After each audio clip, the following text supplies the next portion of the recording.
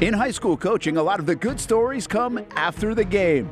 Sit back, watch, and listen to the journeys to the sideline and the stories of high school coaches. After the Game, presented by Baker Sports and High School 912. Welcome to After the Game. I'm your host, Josh Baker, flying solo today. Kevin Sullivan's enjoying retirement life out in the mountains, and today we're going to switch things up a little bit. Instead of going with our typical football guest, we've got a local guy who's an athletic director and baseball coach, and Zack Osbeck at Bishop Snyder. Coach, welcome. Thanks, Josh. I appreciate you having me so much. Looking forward to this. I've been following it pretty closely the last year, so I'm excited to jump on with you today. Yeah. Coach, you got a great story. Obviously, you and I are really good friends, go back 20-something years. But, started in Jacksonville, born and raised in Jacksonville. Well, not born in Jacksonville, Not but quite born, raised in Jacksonville, absolutely. Playing career at Sandalwood High School. And then, just stayed around and has made a career of it. So let's just start in early days. Let's talk about your playing days at Sandalwood. Sure. It's funny. I was just talking to my guys a little bit about, my high school experience and why I'm where I am today. And I think a lot of that has to do with, my time at Sandalwood High School. Because remember, back in the day, it was 7 through 12. Okay. And I started at Sandalwood as a seventh grader. Actually, I didn't even play baseball my first year because I didn't think I was good enough. Right. And then so finally, and I was a soccer player as well, and I played a little bit of football, but baseball was always my true love. And I finally went out for the team as an eighth grader, and Charlie Matthews was my coach as an eighth grader. I'm a 14-year-old kid, 15-year-old kid, and actually not an eighth grader. Heck, I would have been, 13? 13, yeah. You never know. Today's days, you may have been 15. Yeah, and Charlie was unbelievable coach, and but he's old school. He Right. was way old school, and so he didn't show you a whole lot of love. And then I can remember the one day that really changed probably the path of my career and playing career, but also what I do today is when he said, after a game, I can't remember who we were playing, but after a game, he told me, Osbeck, you got potential to play Division, College 1 baseball. I'm thinking to myself, wow, and I probably just went 0 for 3 with an error or something, and somebody like Charlie Matthews gave me that compliment, and I think, right. that just because he didn't pass him out very often. No. You had to earn him. He was grumpy old man in the third base box. He'd have his arms folded just like this, and if you missed a sign or you swung through a ball you're not supposed to, he'd have his back turned to you. He's looking out into left field. You didn't want anything to do with that because he had the long gray beard and Right. the dark glasses. And, so those were the days, as I said, 7 through 12. And we're on at Sandwood, left field was where our field was, kind of like our practice field. That's where we got to play, Mm-hmm. And then, the senior high, of course, back in those days with some unbelievable players, Right. Sandalwood was the hub Oh, of high school baseball in Jacksonville during those. It truly was. And so, And time-wise, we're talking early 90s. early 90s. Yeah. Yeah. I was a 92 grad, so we're looking at, Late the 80s, early. 87, 88 teams with Hilly and Farrell and, Mm-hmm. T.R. Lewis and Richard Banez. Keith Johns. Keith. It was amazing. And that's kind of the story that I told. Occasionally we would get an opportunity, whether it be in the fall or the summer, as an 8th, 9th grade infielder to go onto the big field and take ground balls with those guys. Right. And you're talking about, just watching these guys do what they did. We're talking 4th round draft pick, not to mention Desi, Right. who was a year older than me. I got a chance to play with him as well. And so being able to kind of being around Sandalwood in the late 80s, early 90s was super special, something I certainly think I learned a lot. Mm-hmm. I think I learned a lot during those times. Even as an 8th or 9th grader, I think one of the things that allowed me to stick around as long as I've done is just what I learned back in those days. Whether it be bunt defenses or base running, just the little things that were Right. important to Coach Matthews. Yeah. And of course, Rusty Green. rolled right into Rusty Green over at Sandwood. He was with the senior high team when I was in junior high, and Coach Shockley after that. And so those are all kind of the important things, and some of the things that I still to this day think are really, really important. Yeah. Whether it be in a program or in life in general, I think it's pretty cool. Was Sandalwood where you decided that you wanted to coach one day, or was it just still in love with the game? I still want to play. I think I think it probably started there. Yeah. As a middle infielder, as a shortstop. Kind of most of my time in high school as a shortstop. Of course, a lot of college players are shortstops in high school, and then you find your spot once you get to college. But I always knew the game. I was always very cerebral in that, and knew where everybody needed to be on bunt defenses. Knew how to read a pitcher and those types of things. I was okay in high school, but I never thought that I was the Desi Rellifer or the Ryan Friels of the world. I was, that step down, and I had to do those types of things really, really well. And so that's where I kind of learned it from. And then once I got to JU in '93, and I was fortunate. Rusty Green had retired from high school and moved on to JU at the time. And so, also, I was gifted being kind of smart as well, so I was able to get an academic scholarship. And so, that was my way. It didn't cost Rusty anything. And so he brought me in when he was the assistant coach at JU, and I just sat there and learned for a couple of years. Redshirted one of my my sophomore year, actually got to play a little bit as my freshman, but for the most part, got to watch, got to learn. 3 years sitting on the bench, which is, so vital, which, man, that doesn't happen anymore. I was going to say, boy, isn't that a lost art? Golly, it doesn't happen anymore. Oh. And it really, being able to sit there and learn and watch and, just figure out the game, right. Physically, mentally, all of it, emotionally, because it is such a tough game. And so, well, probably one of the things that got you to JU was the fact that you'd come through that Sandalwood program. No doubt. Yeah, no doubt. And Rusty knew you, obviously. That's a great connection. But just that they knew, one, you're going to know how to play the game. Two, you're going to understand what it takes to get your butt on the field. And you're willing to work and wait your time to do that, right? Yeah, no doubt. No doubt. And I was, back in those days, you didn't transfer. I mean, it was very rare that somebody would transfer from a school because they weren't playing or – when you transferred school back in those days, it was because they didn't want you anymore. Right. And so, my goal was to play as long as I could and then go and be a doctor. Okay. So that was kind of my goal. Orthopedics was always kind of cool to me. I kind of wanted to stay in sports. Yeah. But I knew it wasn't going to be long for me, and so organic chemistry 2 took place. Oh. And that was probably at 8 o'clock on a Monday, Wednesday, Friday, and I had a lot of fun in college. So that kind of changed the course of my career. My dad's an educator; he's been an educator all his life, and of course, he was the one that kept saying, "Don't go into education, right? Don't do it." But of course, talked you right into it. It was in me. It was in me. So, it seemed like a natural fit for me. Finished up at JU, got hurt my senior year at JU, and tore my ACL. It was my 5th year, and so actually Terry Alexander was our head coach at the time, and he says, "Well, why don't you go coach first base?" So my last year at JU, I was the first base coach, actually. Oh, really? Yeah, as a senior? Yeah, as a senior. Coach. I was the first base coach, and well, not every game, just quite a bit actually toward the end of the year, quite a few times. But so that was a good experience. That was fun. It gave me a chance to stay involved and be a part of it. But, kind of rolled right into surgery after my senior year and was looking for something to do as I was rehabbing. And so I was doing what every, college kid, recently college graduate did, and worked in the bar and,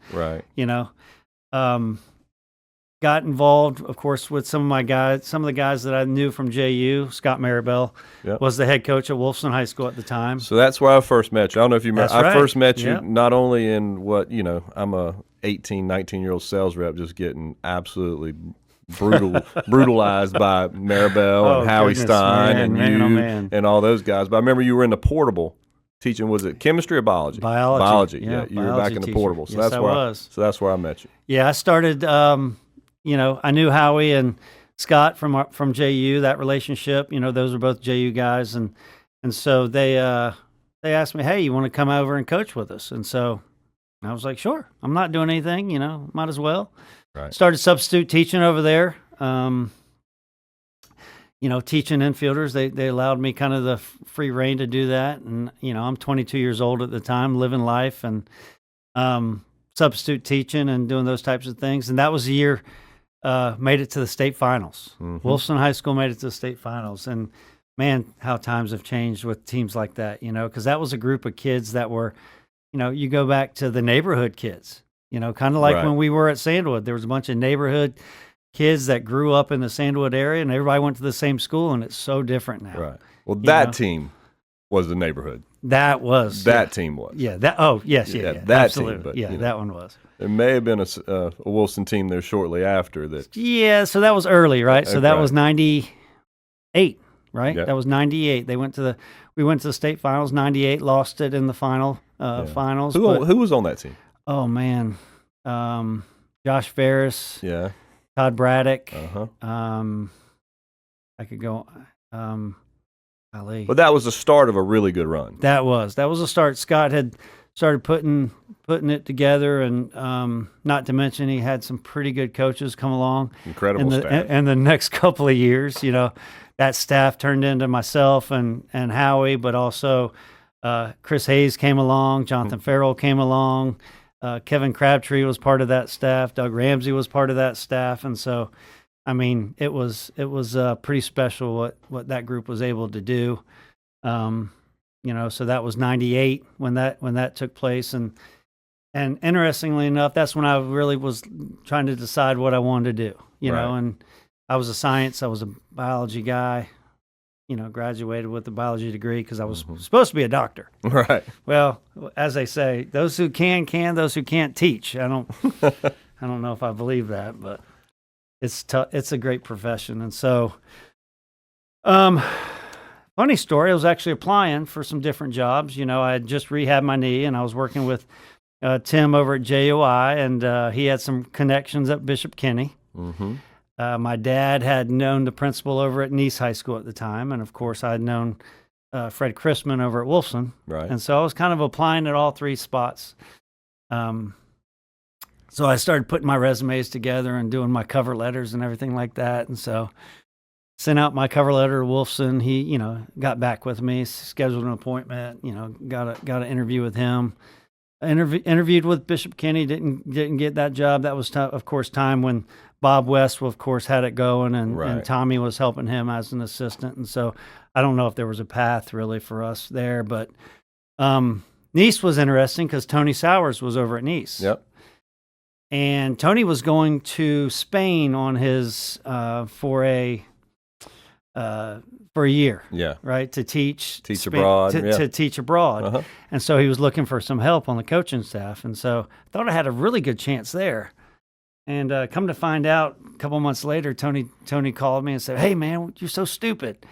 You put the wrong principal on the cover letter." I'm like, "Oh my gosh." He goes, "You had it. I had you in the door, but you put the wrong name on it." And so, but it's certainly funny how things work out, Right. because For a reason. What was it, Josh? Probably 3 years later, Yeah. you call me and say, "Hey, there's a new school opening up on the west side. You want to interview?" And I'm like, "Oh my goodness." Yeah. And so, I remember it was like, "Are you sure? It's a new school. It's on the west side. I'm a south side guy, raised on the south side, still living on the south side." And the rest is history. That was interesting how things happened that way, right? I mean, Bishop Kenny certainly was one of the premier baseball schools in the city at the time. Yeah, in the state. And that would have been a great opportunity, be a part of that. I think it was an anatomy job or science job they had available. Right. And, Nice, of course, the only thing wasn't particularly fond of Nice was maybe all the bugs in the field that they had in their swamp. And I'm like, but I ended up going to Wolfson and spent 6 years there, which was incredible, great experience to be able to learn from Scott and coach 2 first rounders. Coach 2 first rounders with Same Billy year. Butler and Eric Hurley, and they were both I guess they were. I coached them their freshman and sophomore year. Okay. Before I took the job at Bishop Snyder. That was a great time. That was a good experience to get to kind of see that aspect. Mhm. You know, And I mean, probably the greatest staff ever assembled in Jacksonville from a high school baseball standpoint. Maybe not at the time because you guys were all young. Yeah. But now, as you look back, Scott Maribel's got an unbelievable coaching tree now.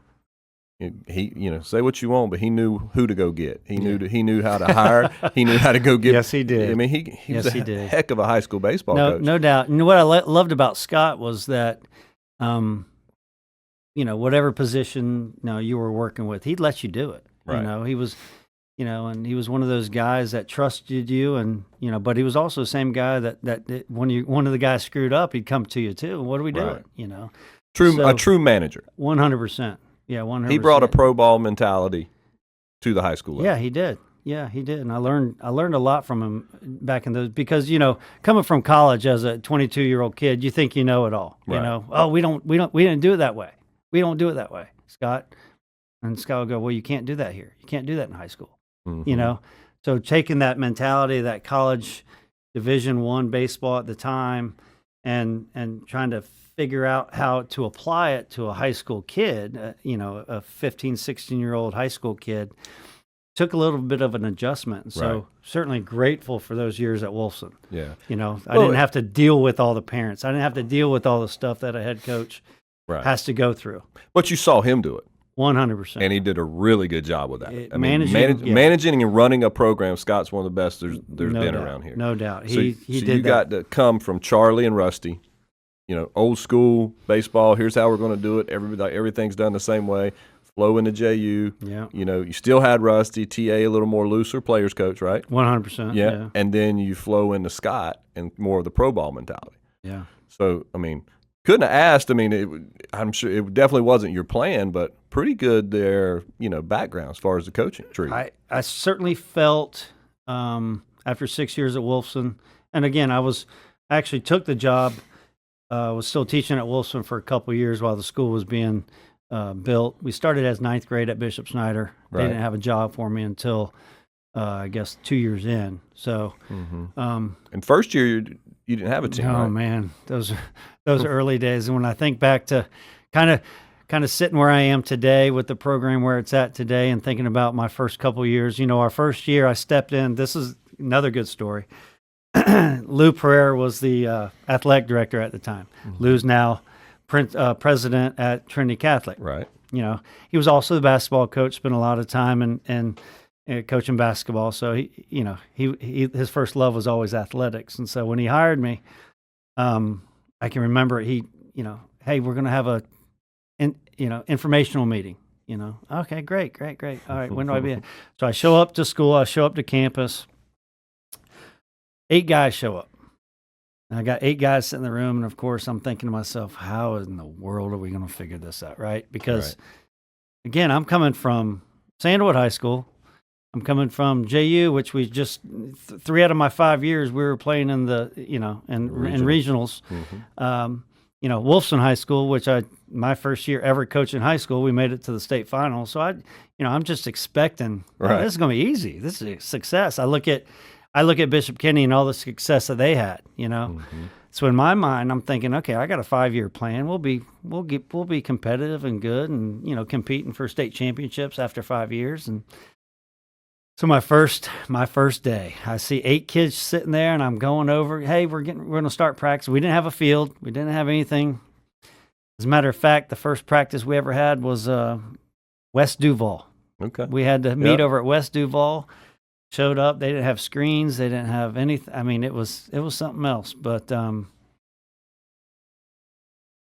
talking to all the kids about what we're going to do. Practice is going to look like this. We're going to take some BP, and then we'll go into this. And one of the kids raised his hand and says, "Coach, what's BP?" And I just went, "Oh yeah." Not at Wolfson anymore. This is going to be a little bit more challenging, and so that kind of was the start of my head coaching journey. And I felt like, with all the experience and the coaches that I've been around, I was certainly ready to take on that role. Mm-hmm. And boy, was I wrong. Right. Boy, was I wrong, man. Yeah, I mean, it's hard to kind of explain until you've actually been thrown into the fire. Was it just being a head coach, or was it being a head coach at a brand new startup program? See, I think there were some benefits to that. Right. You know, I certainly think there were some benefits to being a brand new school. Right. You had time. Yeah, had some time. There was no pressure on me to jump in and win immediately. Mm-hmm. You know, it's not like I was stepping into Bob West's shoes Right. at Bishop Kenny. Right. You know, at Bishop Snyder, I was brand new. You know, so that was certainly kind of comforting to know that I had some time to build it, even though I wanted to do it really, really fast. Did have to step back and go, okay, what are we doing? Right. I mean, because at that time I was building the field. I was putting up, I mean, first day I walked out there on the field, it was nothing but, it was sprigged, and the fence was 300 feet away all the way around, and I just kind of went, oh man, what are we doing? Right. So we had to rebuild things, and we had to, you know, we didn't have dugouts. Well, when Lou came to me, you know, because he was still at Fernandina. He was the basketball coach at Fernandina when he accepted the AD basketball coach position at Snyder, because he had Bishop Kenny background. He'd been with Pichardo, that whole thing. Come to me, he's like, I need your help with a baseball coach. He's like, I think I'm just going to hire one of the BK guys. Yeah. I was like, Lou, I don't think you want to do that. Like, I mean, Tommy's not going anywhere. Right. You know, he's staying there. And then you start getting down the line. You got some guys that are retired. You need a young guy with a lot of energy for this program, because it's going to take a lot of work to build it from scratch. So that was how I got you involved. I'm like, look, this guy's never, like you said, he's been a winner everywhere he's been. He's been parts of winning programs. I think I probably oversold to you how good the opportunity was at the time. Well, yeah. At the time, I mean, it was one of those things, right? I said it all the time. I had, like you mentioned earlier, I was in my own portable at Wilson High School. Right. I was teaching honors biology to all ninth graders. You know, I could have been very, very comfortable doing that for a long time. Right. You know, but like you said, Scott's not going anywhere. Just like, you know, Bob wasn't going anywhere at the time, but Tommy was there. And so, you know, the pathway, if I really, truly wanted to step out, and if I ever thought about being a head coach, probably wasn't at Wolfson. Right. You know? And that was the thing I was concerned about with you is, you know, a lot of coaches, let's be honest, they teach school so they can coach. Yep. Yep. You taught school because you enjoyed science and you enjoyed the biology, but also coached. Yeah, no doubt. You know, your day job was always important to you, and it wasn't just a mean to get to 3 o'clock so you could coach baseball. Yeah, I absolutely loved I loved what I did from 7 to 2. That was, you know, to this day, that's one of the things that I miss the most, because right now I'm not in a classroom as the athletic director as well as the baseball coach. I'm not teaching classes.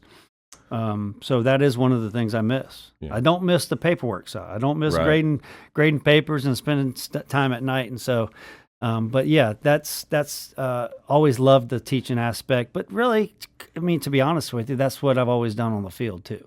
Mm-hmm. You know, and one of the things I talk to my principal about now when we're looking at hiring new people or teachers or coaches, I said, look, who are the best teachers you have in the building?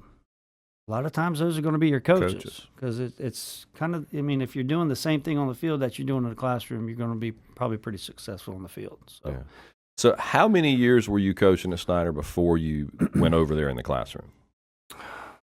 2 years. So 2 years. 2 years commuting. 2 years commuting.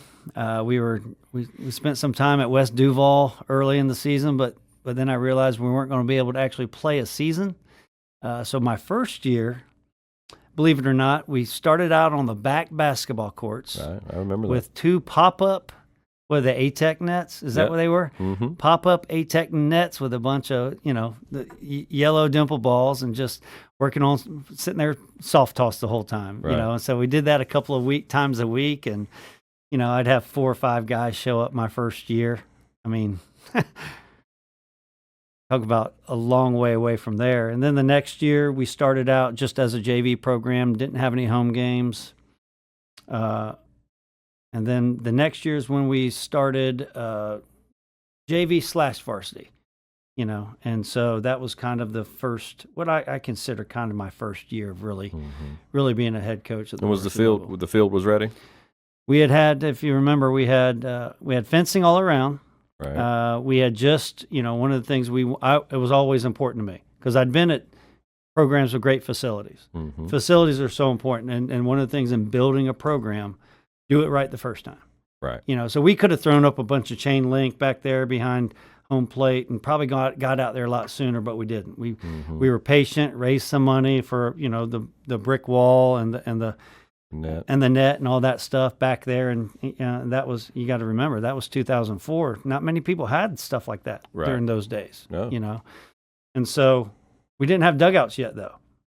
Right. So our very first home game, we had the concrete pads for the dugout, but we threw up 3 10x10 pop-up, easy up nets over top of both dugouts. So we had 6 white, the nets or the tents over there for our dugouts for that first game. And so that was, still have pictures of that to this day, Bishop throwing out the first pitch for that game. So that was pretty cool. But those are the kind of the early years, before the facilities. But surface, really, your surface was, that was focus one. Oh, yeah. Surface being as an infielder. As an infielder, you always want to make sure that the surface is always taken care of. And I had the ability, physically out there cutting sod out with, by hand and laying the dirt and literally building that field by scratch. Yeah. Mike Young, myself, we were out there built, back then. Mike was a softball coach back then. It's hard to believe that was 20 years ago. How about that? Yeah. Wow. And so that was us. We were slinging the dirt, driving the big tractors, by front loaders, and there's something to be said for putting that type of work in and building. Not physically. We talk about building a program, but quite literally, we were physically out there building the field, and that's kind of where the program all started. Well, this is a perfect place for us to take a break. So we're going to take a break. We'll have more with Coach Osbeck right here on After the Game. Baker Sports is local sports. Uniforms from Pop Warner and Little League to travel ball, high school, and college. They make you look good. They help you play good. Baker Sports has been helping families make memories that will last a lifetime with their Baker's Buckets. We've got a lot of these filled with baseballs and softballs in the garage. I've been throwing batting practice to Ty and Kaylee for years, and also sit on the Baker's Bucket, catching Kaylee while she practices her pitching.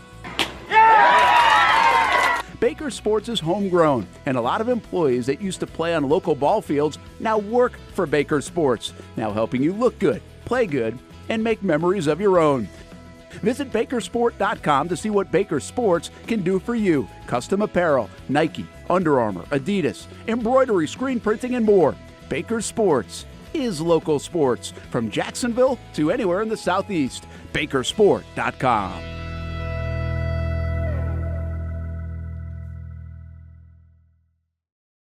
When I say it means something to me, gentlemen, it means something to me. High school football is back, and it's bigger than ever. Welcome to the Friday Night Zone Blitz. It is bigger than a game. Watch the biggest games each week live as the action unfolds with instant reaction and analysis from our Hall of Famer, Kevin Sullivan. It starts with live look-ins at the top matchups, including our Jaguars Prep Whataburger Game of the Week, and that is just the beginning of 4 straight hours of coverage. From 8 to 10:30, the Friday Night Zone Blitz is streaming on our Action News Jax app and online. At 10:30, the Friday Night Blitz you know and love. A half hour of highlights from around the area. 11 o'clock, we shine the spotlight on the bands that pump up the crowd. 11:15, it's time to blitz through the highlights online and on air. Then 11:35, back to the stream to break down the night's results with a reaction from local coaches. 4 straight hours of high school football on the Friday Night Zone Blitz. Only on Action Sports Jax 24/7. In high school coaching, a lot of the good stories come after the game. Sit back, watch, and listen to the journeys to the sideline and the stories of high school coaches. After the Game, presented by Baker Sports and High School 912. Welcome back to After the Game, here with Coach Zack Osbeck from Bishop Snyder, baseball coach and athletic director. All right, Coach, so you're over at Snyder now, right? We've got a field built. Everything's going well. By the way, you're just a newlywed at this point. Yep. So, here we go. Time to start the program. Dugouts are built. Dugouts are built, and again, my 5-year plan, I think I'd pushed it back to 7 by this time. Right. Thought we could be successful, because, again, there's such great Catholic families throughout Jacksonville, and Bishop Snyder was always going to be the program on the other side of the river, other side of the river, so that, families from Mandarin and surrounding areas don't have to, cross the river to get to Bishop Kenny, and Bishop Kenny was getting overcrowded at the time. Right. So Because of the growth of Jacksonville. Absolutely. So alleviate some of the overcrowding for Bishop Kenny, and certainly that happened, and we were growing pretty well, but it's kind of hard to begin to take really good baseball players, Catholic families, and from Bishop Kenny when they have such a good such a good history and tradition. And I realized that very, very quickly. And so the early years certainly were a struggle for us. It took us quite a while to get to a point where we could be competitive day in and day out. One thing we've always had is a few kids. Mm-hmm. We've always had a few kids that could play, a few kids that could make any varsity roster. We just didn't have the numbers. Right. We'd always be able to hang with somebody for 4 innings. Mm-hmm. It was always, all right, you got to go to the bullpen, and now what do you got? And that's kind of usually when it would take place. Or we'd be able to sneak up on somebody every once in a while and beat a team we're not supposed to beat because we got a couple of good players. But, right. For the most part, early on it was a lot of not only, like you said, building physical building, but also building the program, which, right. Looking back on it, you look at some of the programs that were built at around the same time. Providence is a good example because mm-hmm. they were right around the same time that we were, and Billy Bell was there at the time. And you see the Providence of the world winning state championships, and right. and you're still looking for a 500 record sometimes. And so, not to mention being a newlywed at the time, just starting a family, starting to learn what it means to be a husband and a father at the time. And so, certainly that was a interesting time for me, right. But I think those early times and the struggles that we kind of saw on the baseball field allowed me to kind of appreciate what I did have at home, mm-hmm. because I realized that it was, baseball was going to be there. Right. For me, it was always going to be make sure that I'm doing what I need to do for my family. Keep a balance. Yeah, the balance. The balance was so important, Yeah. I know way too many baseball coaches and coaches in general that basically go so hard and grind so hard that the other side of it sometimes gets lost. Right. And it, and those are the regrets that they have a lot of times. Right. And it probably helps you that at the time that you got married, Shannon, and the family started coming along was really before the baseball started booming. Yeah. No doubt. I mean, because, you can look at your baseball schedule now versus what it was back then. When you said you had 4 or 5 kids earlier, you start chuckling because now you got 40-something. Now we have, I'm looking at fall going, okay, where am I going to put all these kids? I don't have lockers for them. Correct. We just built a locker room last year. So it helped you in those early years kind of form your routine and prioritize it properly so that now you're set as the kids are older and things are going. You've got the priorities right and the program's set. They're adapting to your program. Yeah, no doubt. Expectations not only for myself but also the families, the kids. Those expectations or what they expected from a baseball program back in those days are totally different than they are now. Right. And if I couldn't imagine. I probably would have been out of the game like so many good coaches are nowadays, mm-hmm. Because they didn't, the expectations put upon them were so unreasonable, maybe. So yeah. For me, it was great because I was a young guy, young family, young guy. Administration was incredible. That's what I was going to touch on next. Yeah. From an administration standpoint, the consistency that you've had, and we talk about, all the time in Georgia-Florida comparison, right? And I always say in Georgia, the big deal is that most of superintendents were at one point a coach, mm-hmm. and then they went to principals, then they became superintendent. But for you to have that guy, and not only David, right? David Yazdia, but also Lou early on, who kind of said, all right, Zach, here's your program, go run it. Yeah, no doubt. They put 100% faith in me from the day they hired me. Mm-hmm. Continually just ask, what do you need? What do you need? What do you need? I didn't even know what I needed. And they kept asking. And David was, he's still, he's my principal to this day. I've been working with him for 22 years now, and it's a great relationship. And I have so much respect for him and gratitude toward him because in this day of, you better win now right mentality, he's never been that way.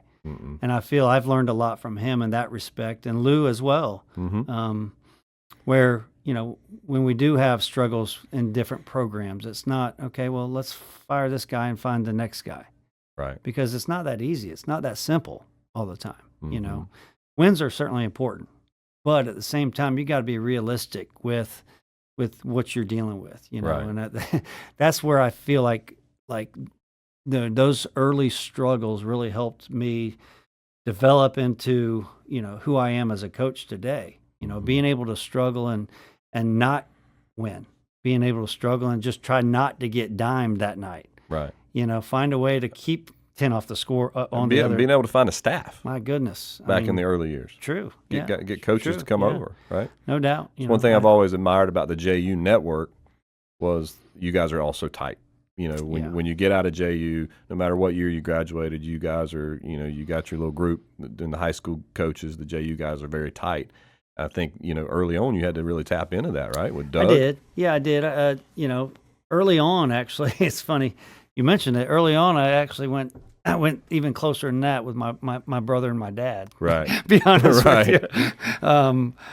That was right up until my dad got like 3 guys picked off with a lefty, and I think I fired him that night. Super he's never been back. And of course, my brother was there too, and he's a soccer guy. He didn't know what in the world he was doing, but he was always there for me just because I needed another guy there. He is the biggest Snyder fan I know. I saw him at the playoff game. He is a big Snyder fan, and he's a big supporter myself, and I certainly appreciate that support. But like you said, being able to tie into the network, being able to call Chris and say, hey, man, you got any, recent graduates that are looking to get into coaching? Right. Mike McAllister comes to mind right off the top of my head, was unbelievable for us, came in and helped me out for a couple years, and, all the way over to Doug. And, with Doug Ramsey coming on board, he actually even moved into the area just so he could send his his son to Bishop Snyder and he pitched for me for 4 years. So, it's been that type of support, whether through administration or through assistant coaches. It's pretty cool. And, looking at the staff that we have now is, I don't know if it's quite Sandalwood yet. We're going to try. We're going to get there, but it's certainly it's certainly experience wise is right. Yeah. I mean, we're going to skip a few years here, but I mean, talking, first Rusty Kellum and what he's meant to you and to the program. Rusty, he came over as our wrestling coach. Right. 2000. West Side through and through. Oh my goodness. And it must have been 2007, 2008, I believe. Right. I had a faculty member come to me, and I was AD by this time. And I had a faculty member come to me and wanted to start the wrestling program. And I'm like, okay, all right. And so he does all the legwork, and he gets these mats, and he's talking about, I can do this, and I can do that. And at the time, you remember, Bobby and Greg Harrison were our football coaches, of course. And they, we started talking. Another one of my great hires. I think Rusty Kellum and Brian Cox had come over to hang out with Bobby one day or something, and Bobby had said, hey, you need to think about, I think you might be able to get him as your wrestling coach. And this was Rusty Kellum, like the 15 all-time Gateway Conference Wrestling Coach of the Year. Yeah, I mean, Rusty seriously, Kellum, no joke, a legendary, like one of the top 2 or 3 wrestling coaches in the area. Right behind Coach Tim Warsowich, who also we were able to bring over and help us. So we hired Rusty as our wrestling coach, and he went on to win a district championship a couple years later, talking about building a program and getting immediate success.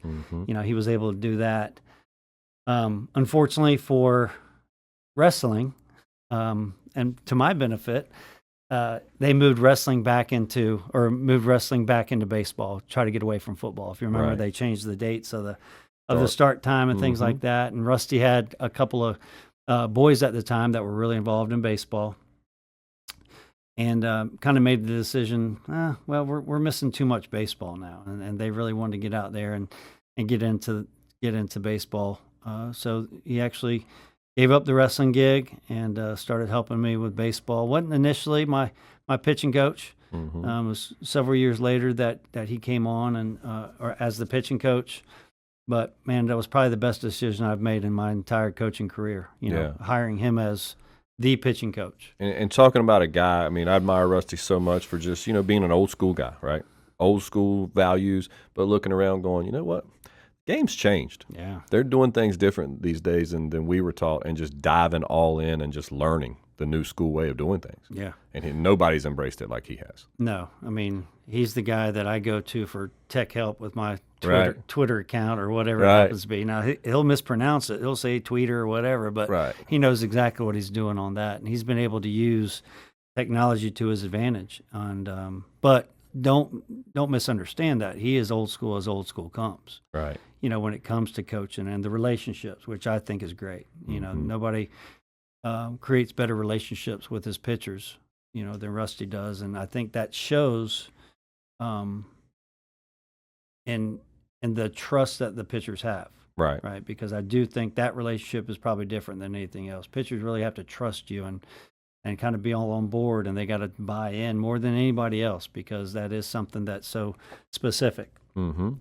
And so when Rusty came on, I'll fast forward to probably, let's say, think back to, must have been 2014, 2015. And this is right about the time when we started getting baseball players coming over to Bishop Snyder. Right. I was going to ask you, that was the point, right? That was the point when you said, yeah, we can do something here. Yeah, we started getting I would tell you that Danny Neary was probably the start of that as a freshman. Mm-hmm. We had some great players come through before that, but that was the year I remember him as a freshman, where Rusty came to me and goes, these kids want more, right? They want more than what we're giving them, right?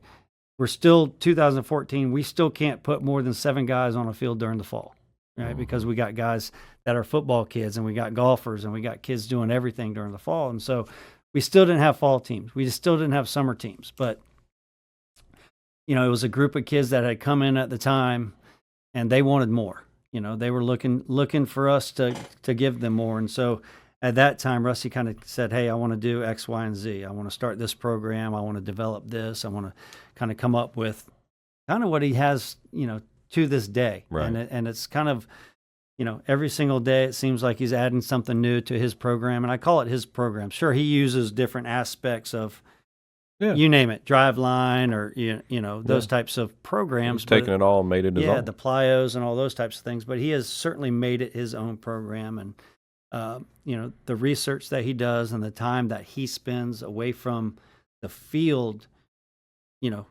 actually perfecting his craft. I really feel like that's why he's as good as he is. And that's why we are where we are today. Mm-hmm.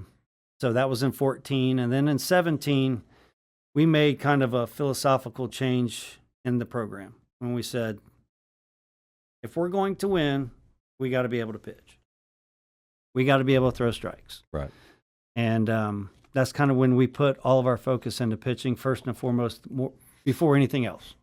And I think that was a huge change, but also a great benefit to the program, and it certainly has shown, in the last several years. So, something that we kind of glazed over was you're on the west side, less populated than the south side, less baseball talent than the south side, just by sheer numbers, right? Mm-hmm. But you're also dead in the middle of Trinity and St. John's Country Day. That's right. Who are both doing, that St. John's was starting their come up with what Tom's done there.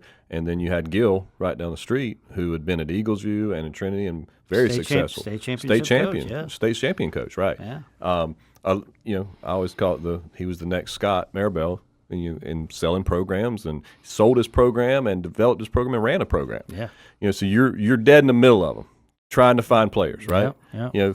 The traditional Catholics are going to Bishop Kenny. You got the West Side. You're over there. You're not as, you're more expensive than Trinity. Geographically challenged is how I would say it. Very good term. Very good term. But you start beating Trinity a little bit, right? Yeah. Yeah. Upset there too. And now to your point, they're starting to roll in players that, not at a high level or high volume, but you're starting to get kids that want to play baseball past high school. Yeah. Danny goes on to have a great career at Notre Dame, finishes at UCF, and now he's coaching at UCF, right? Yeah. So he was the first individual player that kind of really put you guys on the map locally. Yeah, no doubt. No doubt he was. Which is, I bring up the Trinity piece because that's the next assistant, right? Mm-hmm. The next assistant that came your way, and Gil Morales comes back to town. And, you know, I've known both of you guys for a long time, and I don't know that I've ever seen Gil this happy to coach, just to be an assistant and be able to coach. What has he meant to the program? Oh, he's Gil certainly has changed the way that I look at high school baseball. I don't think I can. I got to go back to 2017. You know, when he and I were toe to toe in the middle of bowls after a bench clearing altercation that we had during a district playoff game. That's kind of the relationship that we had from the time he was way back at Eagles View. Mm-hmm. And he likes to tell lies about me and what I said to him.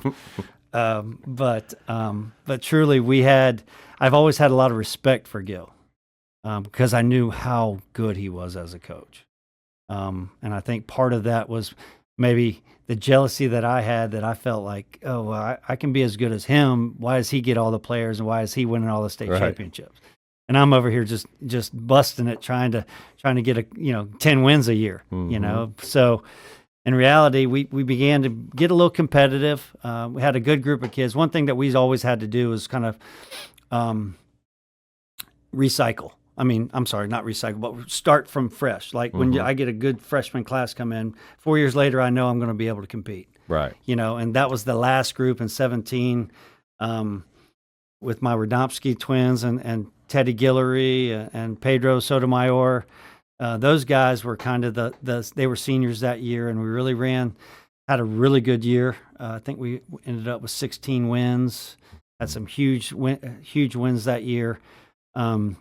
But then we go over to bowls for our, district semifinal game, and we're facing Trinity, who's, again, I'm sure they were number 1 or 2 in state at the time, but these kids have been together, and we had a pretty good program, and we gave them all they wanted that night. But so that was kind of our relationship, Gil and I's relationship. I think we had mutual respect for one another, but at the same time, it just never is like oil and water. Mm-hmm.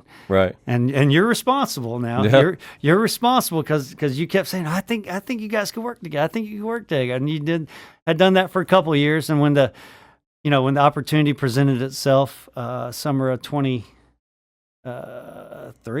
right? Yep. Last summer, it was kind of a godsend for us. We had a really, really difficult spring of 23. Right. And we had 11 kids in the program at the time.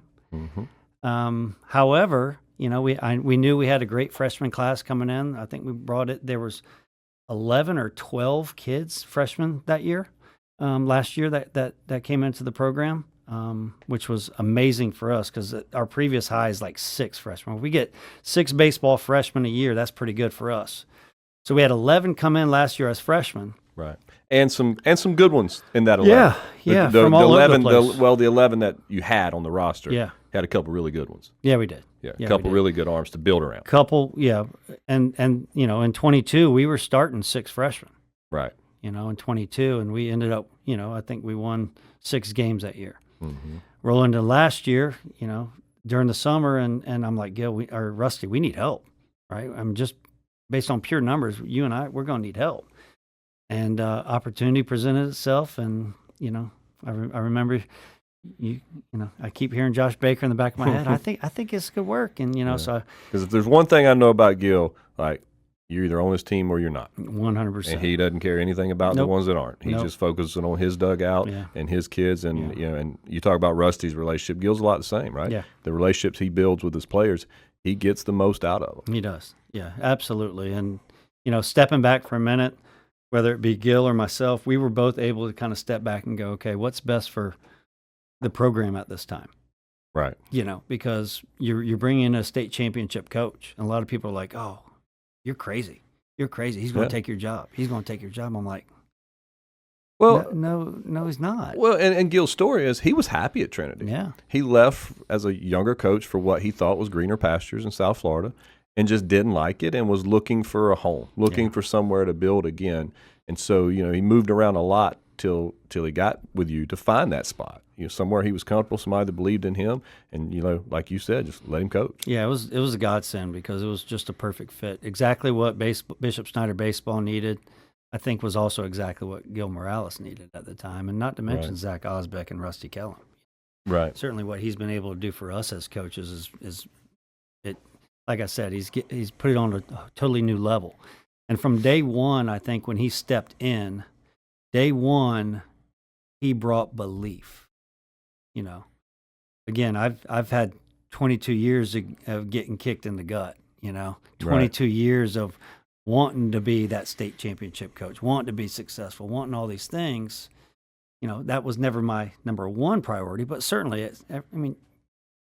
Yeah, it hurts to get kicked in the gut year after year. You get kicked down, and you go through what y'all went through in 23, and you almost start looking around like, all right, well, when's something bad gonna happen? Yeah, right. Yeah, and he's like, what do you mean?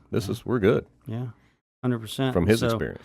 Yeah, so when like I said, he brought the belief very first day. Yeah, and he never wavered from that. Right. I was always thinking to myself, well, yeah, we got some pretty good players. And I knew, coaching staff, I knew we'd be one of the best in the city. I knew we'd be better prepared than anybody else. I knew we'd, in-game stuff I was not worried about. That's never been the issue. And going into last year, you knew you had, if not the best arm in the city, one of the top, right? We knew Aiden King was pretty special. So you can pretty much cross off, his 10 starts, you're pretty much – counting those as dubs, Right. And it was filling in with the rest of the sophomore and freshman class because we had 2 seniors last year, no juniors. And to Aiden's credit, he stayed. Yes. Had a big sophomore year, right? Great. We had a couple big wins, and then the turmoil in the junior year, but he never wavered. That's right. He stayed and deserved everything that he received last year with the Player of the Year honors and all that. That's certainly credit to Aiden and his family. And certainly we're so grateful that he put the faith in us as a coaching staff to stick around when I know for a fact there were high school coaches calling him when it was all going down and and asking him, come play for me. You don't want to stay there. And he stuck it out. Like I said, it was, he understood the process, and he knew the end goal, and he knew he was in the right place. Well, and Rusty, right? Yeah, Rusty. Relationship. That was that. And he that knew relationship. how much Rusty had helped develop him. Yeah, 100%. And it's interesting, that the influx of freshmen last year, I think, is a direct result of what Rusty was able to do with Aiden. Correct. Parents around the city are looking and going, okay, well, who's this guy? Right. Where'd he come from? We never heard of him on the travel ball circuit. He wasn't on the national Select Fest, the perfect game, CWX whatever, team or anything like that. He was a homegrown kid. I said he was truly special kid because he was not, like you mentioned, he was not that showcase kid. He was not that 14-year-old that's throwing 94. Yeah. He was. The Crawfords did an unbelievable job with Aiden as a younger player, and then once he got to high school, kind of passed him off to Rusty, and Rusty continued just to pour into him, and it was amazing to watch the transformation of that kid. So to where he is today. Correct. Yeah. At the University of Florida, doing very, very well. I think the other day Rusty told me he asked Aiden, "Hey, how was your bullpen?" I threw 100% strikes. Is that any good? Yeah. Is that good? Yeah. Is that good? Yeah, that was pretty good. Yeah, I think they like that. I think Kevin's gonna like that. Yeah, that's awesome. So last year, regional final, right? Yeah. Couple plays away. We're going there, are we? A couple plays. Right. We're just gonna breeze on. A couple plays away, but huge win in Pensacola Catholic. Yeah. Number 1 team in the state. Right, go out there, route one of the rowdiest crowds there are in the state, and my guy, sophomore Cody Bichelle, throws a gem. Crazy game, and you guys end up winning in 9-10 innings? Yeah, I think it was 10 innings. 10 innings, late night, get back late off the bus, day and a half later? Yeah, that was a Saturday night. We went to Pensacola, and we got home at 5:30 on Sunday. Right. And we turned it around, practice on Monday, and got game on Tuesday. And gave a very talented Trinity team everything they wanted. Yeah, they did. And there was some sloppy play on both sides, but a really good baseball game. Yeah. As good a high school baseball game as you'll find. What a great experience. You know, what a great environment, a great experience. Hats off to, all the fans that came out, whether it be Mm-hmm. Bishop Snyder, Trinity, everybody else. I mean, Right. I think I saw everybody there that night. But yeah, that was a great experience, great opportunity for our kids to get out there and compete against truly probably the best team in the state. Yeah. You know, they got a little unlucky in their roll to the state championship last year, but you know, certainly our guys I couldn't have been prouder the way that they finished the season, because, you know, I mean, when you have a bunch of sophomore and freshmen, you know, with a couple of seniors mixed in, it takes a while to try to, you know, build a team. Right. You know, and I felt really, really proud of them and how they performed, you know, toward the end of the season, got on a roll. You know, they truly thought they could win the state championship. And it goes back to, you know, that belief that I talked about with Gil on that very, very first day that he came out to practice. You know? You know, had some tough breaks, but again, you know, so did they. Right. You know, that game could have gone either way. And probably the biggest thing that you can say about that game, you know, as big of a pitcher as Aiden's been for us, you know, at the end of the day, it wasn't Aiden King. It was the team. The team. You know, and Aiden will tell you the same thing. Yeah. It's the team aspect, which we were so big on as a coach, and that's what we preach every single day, you know. Well, the good news and the bad news. The good news is you're bringing back everybody. You know, you lost a couple seniors, but most of your production's coming back besides Aiden, obviously. Yeah. The bad news is that you are in the toughest district in the entire state. It's going to be fun, isn't it? That is brutal. Those That's guys, crazy. FHA, decided to put Bowles, Snyder, Trinity, Providence, and Episcopal all in the same district. I think they finally got tired of public schools complaining that private schools were in their same district, so they threw a bunch of private schools together, and that's going to be fun. Yeah, because especially with this 26 class locally, the juniors, and how loaded they are. But in between all 5 of those teams, all 5 of them have a handful of guys that'll play at a high level or play at a high next level with D1. Yeah. All right, we're running out of time here, and you and I could go another hour. So easy. But before I let you go, we always ask the coaches one piece of advice now Coach Osbeck would give first-year head coach Osbeck. I would probably tell you that as a coach and kind of been through it, seen kind of some of the younger guys come up and bolt out of the profession way too soon.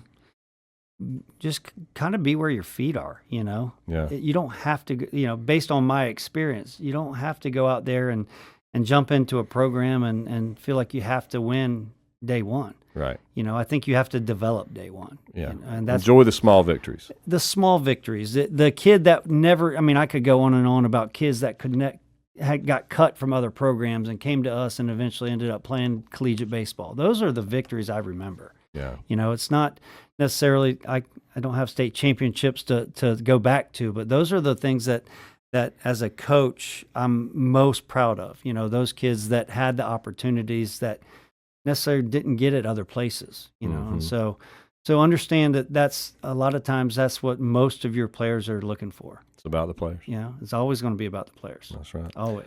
My man, I appreciate it. Like I said, you, we could go on for another hour. Thank you so much for joining us on after the game, and good luck this season. Thank you so much. Yep, appreciate it. Nobody but Nimnicht. Our family has purchased 6 vehicles from Nimnicht Buick GMC. The #1 Buick GMC dealer in Jacksonville has lots of inventory to choose from with their best price guarantee. Who gives you top dollar for your trade? Nobody but Nimnicht. Save up to $10,000 off select new GMC Sierras or get rates as low as 1.9%. You know, I'm a truck guy. GMC Sierra, my trim level is an SLT. This one's an Elevation. Pretty good looking color as well. So here at Nimnicht Buick GMC, you have a lot to pick from. My father-in-law, he drives this, an Enclave, so I feel like that GMC in the family. 2025 is coming around the corner, which means it's almost time to close out those 2024s this summer. You can schedule a test drive at NimnichtBuickGMC.com. And while you're there, check your trade value and customize your payment options. Nimnicht is there for you, even on Sundays. So, who has put in the most years and stands behind a better experience? The answer's simple. Nobody but Nimnicht. Your friends in the car business since 1941. GMC, we are professional grade.